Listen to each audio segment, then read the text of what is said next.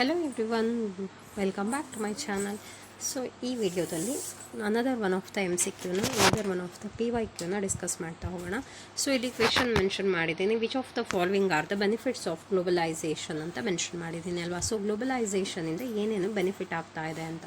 So first one, increase in competition would make companies more cost and quality conscious and innovative ಅಂತ ಅಂದರೆ ಇಲ್ಲಿ mention ಮಾಡ್ತಾ ಹೋಗಿದ್ದೀನಿ. So international trade ಏನಿದೆ ಅಲ್ವಾ, ಗ್ಲೋಬಲೈಸೇಷನ್ ಏನಿದೆ ಅಲ್ವಾ, ಸೊ ಆ ಒಂದು ಇದರಲ್ಲಿ ಏನು ಮಾಡ್ತಾರೆ ಅಂತ ಅಂದರೆ ಕಾಂಪಿಟೇಷನ್ ಜಾಸ್ತಿ ಆಗ್ತಾ ಹೋಗುತ್ತೆ. ಸೊ ಕಾಂಪಿಟೇಷನ್ ಜಾಸ್ತಿ ಆಯಿತು ಅಂತ ಅಂದರೆ ಕ್ವಾಲಿಟಿ ಕಾನ್ಷಿಯಸ್ ಏನಾಗುತ್ತೆ ಬಿಸ್ನೆಸ್ ಆರ್ಗನೈಸೇಷನಲ್ಲಿ ಕ್ರಿಯೇಟ್ ಆಗ್ತಾ ಹೋಗುತ್ತೆ. ಸೊ ಅವ್ರು ಏನು ಮಾಡ್ತಾರೆ, ಇನೋವೇಟಿವ್ ಐಡಿಯಾಸನ್ನು ಇಂಪ್ಲಿಮೆಂಟ್ ಮಾಡೋಕ್ಕೆ ಸ್ಟಾರ್ಟ್ ಮಾಡ್ತಾರೆ. ಸೊ ಗ್ಲೋಬಲ್ ಲೆವೆಲಲ್ಲಿ ಇಂಟರ್ನ್ಯಾಷನಲ್ ಲೆವೆಲಲ್ಲಿ ಅವ್ರು ಕಾಂಪೀಟ್ ಮಾಡಬೇಕು ಅಂತ ಅಂದರೆ ಅವರಿಗೆ ಕ್ವಾಲಿಟಿ ಕಾನ್ಷಿಯಸ್ಸು, ಕ್ವಾಲಿಟಿ ಪ್ರೊವೈಡ್ ಮಾಡೋದು, ಅದ್ರ ಜೊತೆಗೆ ಮಾಡರ್ನ್ ಇನೋವೇಷನ್ನ ಅಡಾಪ್ಟ್ ಮಾಡ್ಕೊಳ್ಳೋದು ಏನಾಗಿರುತ್ತೆ ಮೋಸ್ಟ್ ಇಂಪಾರ್ಟೆಂಟ್ ಆಗಿರುತ್ತೆ. ಅದಕ್ಕೋಸ್ಕರ ಸೊ ಆಪ್ಷನ್ ಏನಾಗಿದೆ ಇಲ್ಲಿ ಕರೆಕ್ಟ್ ಅಂತಲೇ ಹೇಳ್ಬೋದು. ಸೊ ಅದು ಬೆನಿಫಿಟ್ ಆಗಿರುತ್ತೆ ಅಲ್ವಾ, ಗ್ಲೋಬಲೈಸೇಷನಿಂದ ನಮಗೆ ಸಿಗೋವಂಥ ಒಂದು benefit.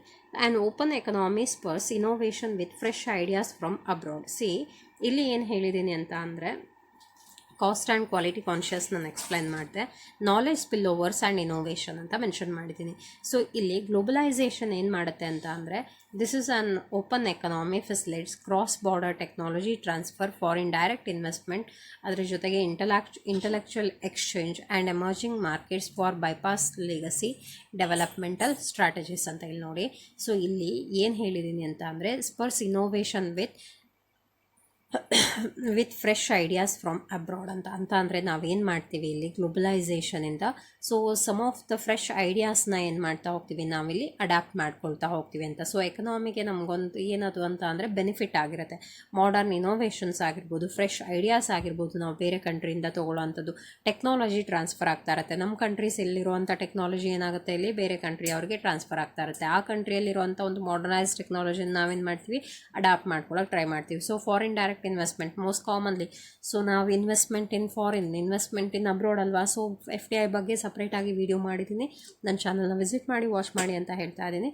So foreign direct investment ಕೂಡ ಏನಾಗುತ್ತೆ ಇಲ್ಲಿ ಪ್ರಮೋಟ್ ಆಗ್ತಾ ಹೋಗುತ್ತೆ. So exchange of the ideas, exchange of technologies, exchange of goods and services, ಅದೆಲ್ಲದು ಕೂಡ ಏನಾಗ್ತಾ ಇದೆ ಇಲ್ಲಿ ಪ್ರಮೋಟ್ ಆಗ್ತಾ ಇದೆ. ಅದಕ್ಕೋಸ್ಕರ ಅದನ್ನು ಕೂಡ ನಾವೇನು ಹೇಳ್ತೀವಿ ಬೆನಿಫಿಟ್ಸ್ ಆಫ್ ದ ಗ್ಲೋಬಲೈಸೇಷನ್ ಅಂತಲೇ ಹೇಳ್ತೀವಿ.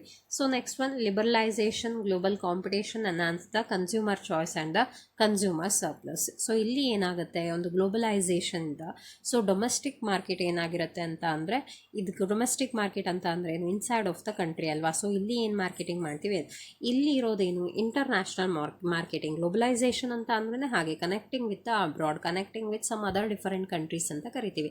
ಸೊ ಇಲ್ಲಿ ಕನ್ಸ್ಯೂಮರ್ ಚಾಯ್ಸ್ ಏನಾಗ್ತಾ ಹೋಗುತ್ತೆ ಎನ್ಹಾನ್ಸ್ ಆಗ್ತಾ ಹೋಗುತ್ತೆ. ಸೊ ಕನ್ಸ್ಯೂಮರ್ ಚಾಯ್ಸ್ ಎನ್ಹಾನ್ಸ್ ಆಗ್ತಾ ಇದೆ ಅಂತ ಅಂದರೆ ಅವ್ರು ಏನು ಮಾಡ್ತಾರೆ, goods and services, purchasing of goods and services ಅದನ್ನ ಏನಾಗ್ತಾ ಇರುತ್ತೆ ಇಲ್ಲಿ ಡೈವರ್ಸಿಫೈಡ್ ಆಗ್ತಾ ಇರುತ್ತೆ. ಹೈಲಿ ಡೈವರ್ಸಿಫೈಡ್ ಅಂತ ಅಂದರೆ ಡಿಫರೆಂಟ್ ಗೂಡ್ಸ್ ಆ್ಯಂಡ್ ಸರ್ವಿಸಸ್ನ ಪರ್ಚೇಸ್ ಮಾಡುವಂಥ ಒಂದು ಅಪಾರ್ಚುನಿಟಿ ಯಾರಿಗೆ ಕ್ರಿಯೇಟ್ ಆಗ್ತಾ ಹೋಗುತ್ತೆ ಇಲ್ಲಿ ಕನ್ಸ್ಯೂಮರ್ಸ್ಗೆ ಕ್ರಿಯೇಟ್ ಆಗ್ತಾ ಹೋಗುತ್ತೆ. ಅದ್ರ ಜೊತೆಗೆ ಏನಾಗುತ್ತೆ ಅಂತ ಅಂದರೆ ಡೈರೆಕ್ಟ್ಲಿ ಮ್ಯಾಕ್ಸಿಮೈಸಿಂಗ್ ಕನ್ಸ್ಯೂಮರ್. ಸೊ ಇಲ್ಲಿ ಕನ್ಸ್ಯೂಮರ್ ಚಾಯ್ಸ್ ಕೂಡ ಏನಾಗ್ತಾ ಇರುತ್ತೆ ಡೈವರ್ಸಿಫೈ ಆಗ್ತಾ ಇರುತ್ತೆ. ಅದ್ರ ಜೊತೆಗೆ ಕನ್ಸ್ಯೂಮರ್ ಏನಾಗ್ತಾ ಹೋಗ್ತಾರೆ ಇಲ್ಲಿ ಇನ್ಕ್ರೀಸ್ ಆಗ್ತಾ ಹೋಗ್ತಾರೆ. ಯಾಕೆ ಅಂತ ಅಂದರೆ ಈಗ ಚಾಯ್ಸ್ ಜಾಸ್ತಿ ಇದೆ.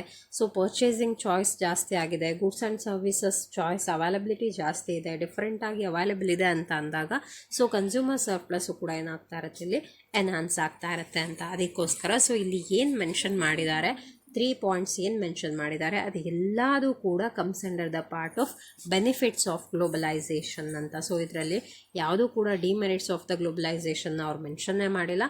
ಸೊ ಎಲ್ಲದೂ ಕೂಡ positive things from the are merits from the globalisation. ಅದಕ್ಕೋಸ್ಕರ 3 ಆಪ್ಷನ್ ನಾವೇನಂತ ಕನ್ಸಿಡರ್ ಮಾಡ್ತೀವಿ ಇಲ್ಲಿ ಆಲ್ 3 ಪ್ರೊವೈಡೆಡ್ ದ ಪ್ಯಾರಾಮೀಟರ್ಸ್ ಅಂತ. All 3 provided the correct options are correct benefits of the globalisation. So I hope ಇದೊಂದು ಕ್ವೆಶನ್ನ ಸಿಂಪಲ್ ಕ್ವೆಶನ್ನ ನಾನೇನು ಎಕ್ಸ್ಪ್ಲೈನ್ ಮಾಡಿದ್ದೀನಿ ಎಲ್ಲರಿಗೂ ಅರ್ಥ ಆಗಿದೆ ಅಂತ ಅಂದ್ಕೊಳ್ತಾ ಸೊ ನೆಕ್ಸ್ಟ್ ಕ್ವೆಶನ್ನ ನಾನು ನೆಕ್ಸ್ಟ್ ವೀಡಿಯೋದಲ್ಲಿ ನೆಕ್ಸ್ಟ್ ಕ್ವೆಶನ್ ಜೊತೆಗೆ ಎಲ್ಲರೂ ಮೀಟ್ ಮಾಡ್ತೀನಿ.